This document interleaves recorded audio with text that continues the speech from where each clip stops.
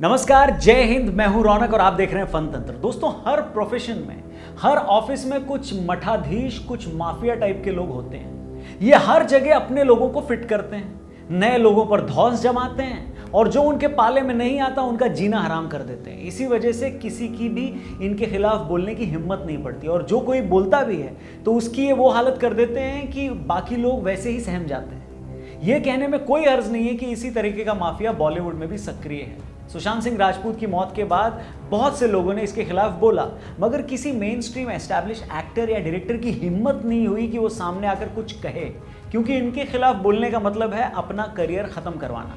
लेकिन 2 दिन पहले कंगना रनौत ने वो काम करके दिखाया जिसे करने की हिम्मत बॉलीवुड के किसी माई के लाल में नहीं थी। इस माफिया की पोल खोलते हुए कंगना ने वो सारी बातें की जो सुशांत सिंह राजपूत की मौत के बाद इंडस्ट्री को जानने वाले बहुत से लोग 1 महीने से कर रहे थे।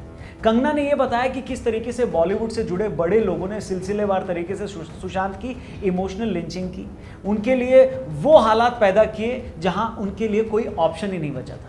कंगना ने बताया कि कैसे यशराज बैनर ने कॉन्ट्रैक्ट होने के बाद बोलकर सुशांत को संजय लीला भंसाली जैसे डायरेक्टर की कोई फिल्म नहीं करनी थी, लेकिन इसी यशराज बैनर ने कॉन्ट्रैक्ट होने के बावजूद रणवीर सिंह को संजय लीला भंसाली की ये फिल्में साइन करनी थी। उन्होंने बताया कि कैसे करण जौहर जैसे लोगों ने आलिया भट्ट के जरिए अपने शो में उनका मजाक बनाया।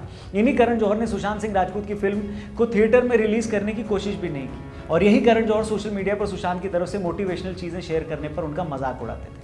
इतना ही नहीं, कंगना के हिसाब से इन्हीं लोगों ने राजीव मसन जैसे फिल्म समीक्षकों के जरिए सुशांत की इमेज खराब करने की कोशिश की, उन्हें लड़कियों के पीछे भागने वाला सिरफिरा तक बताया। सुशांत की मौत के फौरन बाद मुकेश भट्ट जैसे लोगों ने कहा कि सुशांत की दिमागी हालत ठीक नहीं थी और उनकी गर्लफ्रेंड को लेकर जो उन सारे लोगों ने बातें कही वो सबके सामने। कंगना ने कहा कि ये कोई कोइंसिडेंस नहीं था कि ये सभी लोग अलग अलग रहकर वो सब बातें कर रहे हैं जो सुशांत के खिलाफ थी।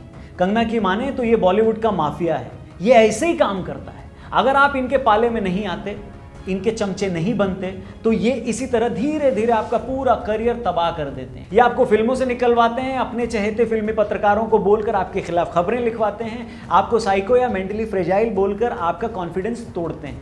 कंगना ने यह खुलासा किया कि बॉलीवुड के इसी माफिया ने यह सब कुछ उनके साथ भी किया और उनकी वो हालत कर दी गई थी कि एक वक्त को तो वो खुद को भी खत्म करने की सोचने लगी थी। कंगना की इन सब बातों से 2 बड़े सवाल खड़े होते हैं। पहला, आज ये बात किसी से नहीं छिपी है कि बॉलीवुड में बहुत से लोगों ने सुशांत को मिलकर परेशान किया और उनकी वो हालत कर दी थी कि आज वो हमारे बीच है ही नहीं। ऐसे में ये सवाल है कि किसी की हत्या अगर अपराध है तो किसी को आत्महत्या के लिए उकसाना भी अपराध है। और आज जब ये बात इतनी क्लियर हो चुकी है, तब इस मामले में अब तक सीबीआई जांच की घोषणा क्यों नहीं की? आज भी सुशांत को कथित रूप से परेशान करने वाले कई बड़े लोगों से पुलिस ने पूछताछ क्यों नहीं की?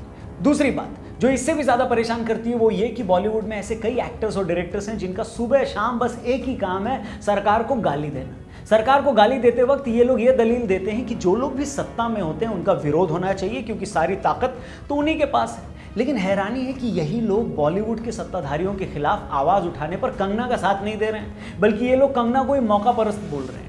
इनमें से कई ऐसे एक्टर्स हैं जो खुद बॉलीवुड में चल रहे नेपोटिज्म की वजह से कभी कोई बड़ा रोल नहीं कर पाए, लेकिन उनकी हिम्मत नहीं है कि वो आगे आकर कंगना का साथ दे दें। मतलब फिल्मी दुनिया में रहकर आप देश की पॉलिटिक्स में चल रही सो कॉल्ड गलत चीजों के खिलाफ तो आवाज उठा सकते हो, लेकिन आप में इतना भी गूदा नहीं है कि आप अपनी ही इंडस्ट्री में चल रही गलत बातों का विरोध कर सकें। अरे इससे बड़ा दोगलापन और बेशर्मी कुछ और हो सकती है क्या? आप ही से पूछ रहा हूं। एक तरफ आप सुशांत की मौत पर अफसोस का दिखावा करते हैं, लेकिन असल जिंदगी में जब इंसाफ की बात आती है तो अपने मुंह में सीमेंट भरकर चुप हो जाते हैं। हमें नहीं पता कि सुशांत की मौत का सच कभी सामने आ भी पाएगा या नहीं, लेकिन एक अकेली कंगना रनौत ने आगे आकर जिस तरीके से पूरे बॉलीवुड माफिया के कपड़े उतारे हैं, इसके लिए उनकी भरपूर तारीफ होनी चाहिए। कंगना भी अच्छे से जानती है कि ऐसा करके उन्होंने भेड़ियों के झुंड के साथ पंगा तो ले लिया है। बॉलीवुड में आगे की जिंदगी, आगे की राह आसान नहीं होने वाली है उनकी, उन्हें हर तरीके से आगे बढ़ने से रोका भी जाएगा। ऐसे में हम सब फैंस का फर्ज बनता है कि हम ऐसे आर्टिस्ट को सपोर्ट करें, साथ ही उन लोगों की भी एक लिस्ट बना लें जिन लोगों ने बॉलीवुड को अपने अब्बा की जागीर समझ रखा है। अब ये हम फैंस को ही बताना है कि किसी कलाकार को स्टार कोई माफिया या गैंग नहीं, बल्कि जनता का प्यार और सपोर्ट बनाता है। और अब यही जनता ऐसे हर एक माफिया का चुन चुन कर हिसाब करेगी। Thank you very much. Video पसंद आई हो तो शेयर करें, अपना ख्याल रखें। नमस्कार, जय हिंद।